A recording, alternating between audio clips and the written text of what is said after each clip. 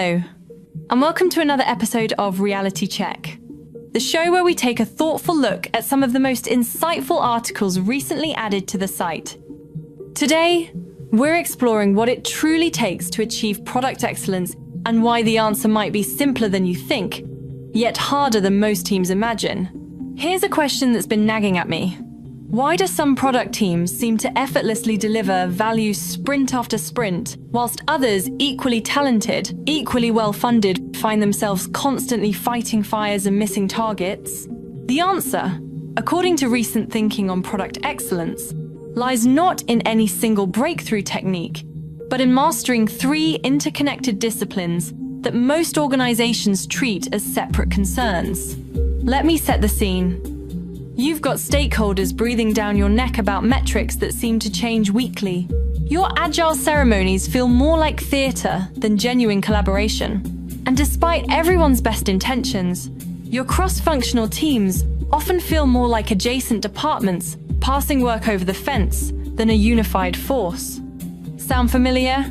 You're not alone. But here's what's interesting. The teams that break through this cycle aren't doing anything revolutionary. They're simply excelling at three fundamental areas simultaneously, and that simultaneity is everything. The first pillar is what I'll call disciplined metrics definition. Not vanity metrics, not dashboards stuffed with every conceivable data point, but the careful, almost surgical selection of measures that actually drive decisions. Consider this. When teams say they want to grow revenue, what they often end up tracking is total downloads or page views metrics that look impressive in presentations, but tell you precisely nothing about whether you're solving real problems for real customers. The teams that get this right start with a different question entirely. Not what should we measure, but how will we know when we've succeeded at solving this specific problem for this specific user? Take customer retention. Rather than tracking the vague notion of user engagement, successful teams define something precise, a 30-day retention rate. Then they set concrete targets, perhaps reducing monthly churn from 5% to 3% within 6 months. Suddenly, every design decision, every feature prioritization, every customer support interaction has a clear North Star. The magic happens when you link these metrics directly to user value. Feature adoption rates, for instance, tell you not just whether people are using your latest release, but whether your assumptions about product market fit are holding water. When you see a new feature's adoption rate climbing steadily among fresh registrants, you're not just witnessing usage, you're seeing validation. But here's where most teams stumble. They choose metrics in isolation, without considering how measurement fits into their broader product development flow. Which brings us to the second pillar. So far, we've talked about knowing what success looks like. Now let's explore how you actually get there through what I'd call end-to-end agile mastery. And I mean truly end-to-end, not just the ceremonies most teams focus on. Real agile product management starts long before your first sprint planning session. It begins with vision and strategy work that translates business objectives into user problems worth solving. This isn't abstract strategizing. It's the concrete work of defining epics that describe not just what you're building, but why it matters and how you'll know you've succeeded. Here's something that might surprise you.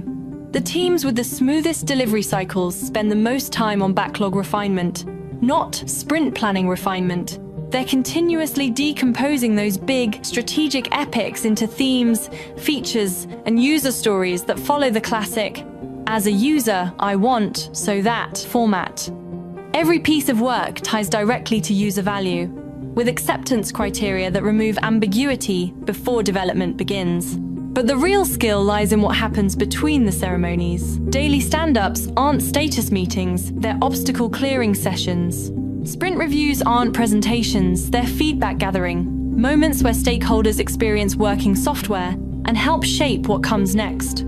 Retrospectives aren't complaint sessions, they're improvement laboratories where small experiments compound into dramatic workflow enhancements. And here's what separates good agile teams from great ones. They don't stop at go live.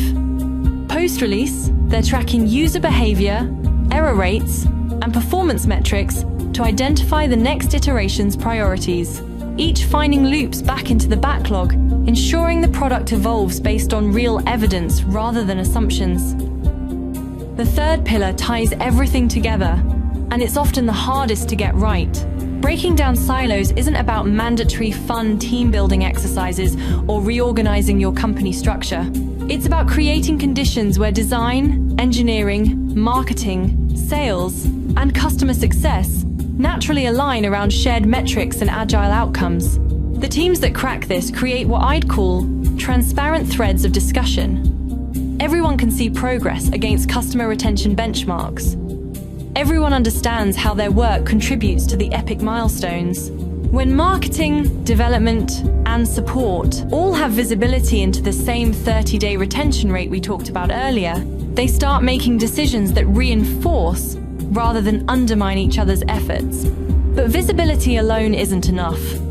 The breakthrough comes when you invest in cross-training that builds genuine understanding. When your marketing team grasps the constraints of software architecture, and your engineering team appreciates the nuances of customer segmentation, collaboration shifts from transactional to strategic.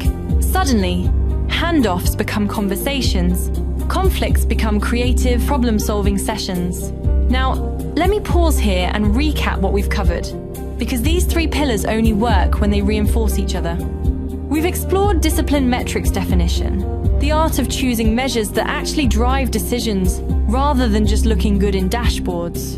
We've examined end-to-end agile mastery, the practice of linking strategic vision to continuous delivery through thoughtful refinement and evidence-based iteration. And we've looked at breaking down silos, creating transparent workflows and cross-functional understanding that align everyone around shared outcomes. Here's what's coming next. The practical reality of implementing all three simultaneously, and why that's both simpler and more challenging than it appears.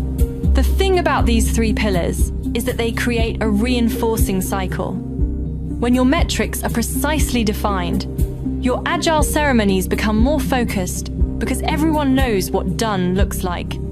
When your agile process is truly end-to-end, your cross-functional collaboration improves because there are clear handoff points and shared accountability.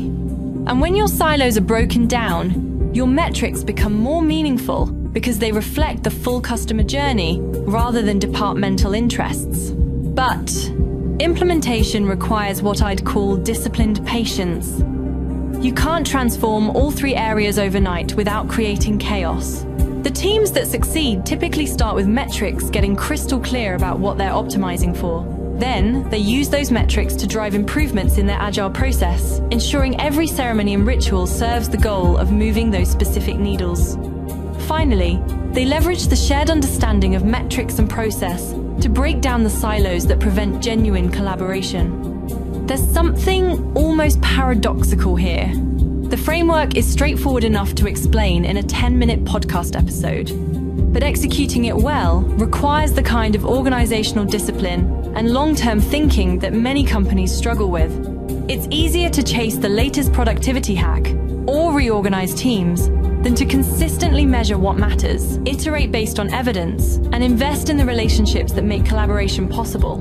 Yet the payoff is extraordinary. Teams that master these three pillars don't just deliver better products, they create organizations that learn faster, adapt more gracefully to market changes, and maintain higher morale even under pressure.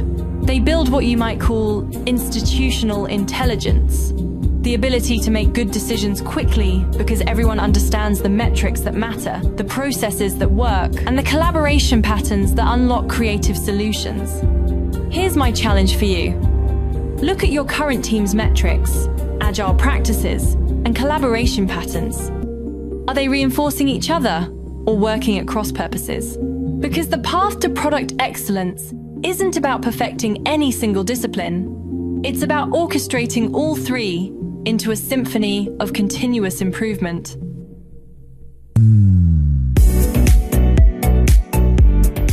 Well, that's it for another episode of Reality Check. I hope you've enjoyed it, and if you haven't already, please subscribe for more deep dives like this.